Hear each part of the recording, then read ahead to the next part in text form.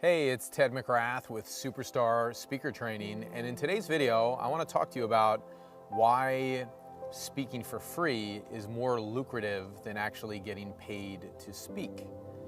And when you think about this, you're in the live event business. That's why you're here in this training, and you're wanting to go do seminars, and you're wanting to build a live event business. So oftentimes, it's easy to get lured in with the idea of, wow, if I get paid to speak, there's this level of respect that somebody has, that somebody's actually paying me to speak. Or there's sort of this industry where there's a lot of people who do get paid to speak, and that's their primary business. They're paid speakers. But there's a difference between somebody like you and me who's in the live event business to where we're actually running our own seminars and live events. Now, number one, it's always more lucrative to speak for free on other people's stages from my perspective because you're in the live event business. And I'm gonna build a case for this today so you go confidently into the live event business and you don't start thinking, well, should I get paid to speak? Should I speak for free on stages? One, if you can speak for free on a stage and sell, it's always better to sell. That's the first thing I wanna share with you. And why is that the case? Because I just shared, speaking for free, speaking on other people's stages, gives you the opportunity to sell on that stage. Versus if you go in and you get paid to go do a gig, some people might go, well, there's people out there getting paid $25,000 to give a keynote, $50,000 to do a keynote. Or maybe you're brand new and you're like, well, getting paid $5,000 to do a keynote speech would be something that's really lucrative. So let's kind of break it down here and do the math, okay? Number one, let's say someone's gonna pay you $25,000 or $50,000 to go speak somewhere. They're probably gonna pay you to come speak for a corporation, or they're gonna pay you to come speak for some big event that's gonna have like 400 or 500 people in the room. So with that said, if you were actually to get on that stage rather than taking the $25,000, what if you were to get on the stage, there's 400 or 500 people in the room, and you were to offer up a $2,000 product in that room. Now, when you think about that, with 500 people in the room, if just 10% of the audience, 10%, that's 50 people, 10% of 500 is 50. If just 50 people bought your $2,000 product, you're making 100 grand right there. So when you think about what's more lucrative, is it, do I get paid the $25,000 keynote or even $50,000 keynote tab to go speak in front of 500 people? Or do I go sell something and actually get the clients to buy a product from me for $2,000, and now I've sold 50 people at 2 grand, which is 100,000. Now what's more, 50,000 or $100,000? Think about it from that perspective. Now, if you're getting on somebody else's stage, a lot of times it's customary to split 50-50 the proceeds with them. So even if you took the 100 grand and you gave them 50% of it, $50,000 to the person who hosted you on their stage, you're still walking away with 50 grand. So where would you rather be? Somebody who's on the stage selling, making 50 grand, or showing up and just taking a check for $50,000? Now this is an interesting conversation because it leads us to point number two. If you were on the stage and that $2,000 program that you sold on somebody else's stage led them to your live event, your revenue source isn't just revenue source number one of $50,000, is it? No, now they're coming into your live event, and because you're in the live event business and you hold seminars, this person is now going to spend 2 or 3 days with you, or 4 days, depending on how long your seminar is. Now, of those 50 people that are going to come into your room, do you think you could upsell them into some coaching programs and make an additional 6 figures in revenue? And the answer is yes. So essentially, that speaking gig where you get booked on somebody else's stage and they go, well, I'm going to write you a check for $25,000 or $50,000, or you can sell. My question is, why would you ever decide to get paid versus sell?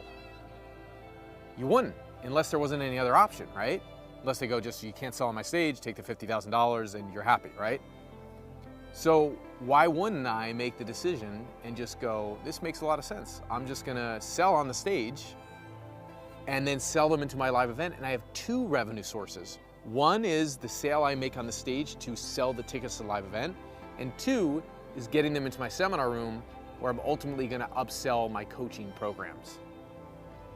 So number one reason why you wanna speak for free and go on somebody else's stage is because you can sell on their stage. So they go, yeah, come on my stage and speak. And I go, okay, well, normally my fee to go speak on a stage would be this, but I'd like to come and make an offer to your audience. So in making an offer to your audience, here's what I'm gonna sell. And you're always, in my opinion, gonna come out ahead and make more revenue from making an offer on their stage and selling something. So always sell something on somebody else's stage, rule number one. Number two, the number two thing is I just shared with you, if you have a live event business, which you do, when you sell something on their stage, you're selling them into your live event. And at your live event, you're gonna make a revenue source number two of upselling somebody into your coaching programs at your live event. Two revenue sources: the tickets you sell at the person's stage, the coaching programs you sell at your own live event. Those are two reasons why speaking for free makes a lot more sense when you're a live event master, which you're going to be as you go through this program. Number three, a person who knows how to sell from the stage will never go hungry. And this is super important because a lot of people are gifted speakers on a stage. I think anybody can get up and deliver great content after they practice and practice and practice for a while, but selling from the stage is an entirely different skill set. And as you go more and more through my program here, you're gonna develop that skill set in a very powerful way, which means you're not just a great speaker, but you're great at selling from the stage. So two of the things that you wanna develop as skill sets as you go through this program is becoming a great speaker, but also becoming great at selling from the stage. And I'm gonna focus in this program on teaching you how to sell from the stage, because when you can sell from the stage, you'll never go hungry, you'll never worry about going out and making money, you'll always be able to chart your own path. And that's a great position to be in. So focus on, as you're going through this program, learning how to sell from the stage, learning how to be a great speaker, and those two combined, being a great speaker and selling from the stage, you chart your own course. So that's the third thing. The fourth thing to look at as you're going out to build a live event business is ultimately when you have an actual stage, here's the cool thing, you actually can swap that stage with other people. So it's one thing if you go out and you're a paid speaker, which is totally fine if you go get paid to speak on somebody else's stage. That's point number 5, I'll get to that in a second. But it's one thing if you're going out to speak on somebody else's stage and you go speak and you get paid and you're done. But it's another thing if you're in the live event business and you know you have a seminar room and you know you have a room where people are coming every 4 months or 6 months, depending on how frequently you do your seminars. As a live event master, what's going to happen is that becomes an asset for you. So everywhere you go and you meet other speakers, your seminar room becomes an asset for you to where it creates leverage so you can get booked on other people's stages. And this is hugely important because if you walk up to somebody and you're like, yeah, I have 100 people who come to my seminars, who wouldn't want to be on your stage? And does that put you in a position, if you have a seminar with 100 people in it, to then walk up to somebody and go, hey, I know you do seminars, you have 100 people in your room, I'd like to speak on your stage, would you like to speak on my stage?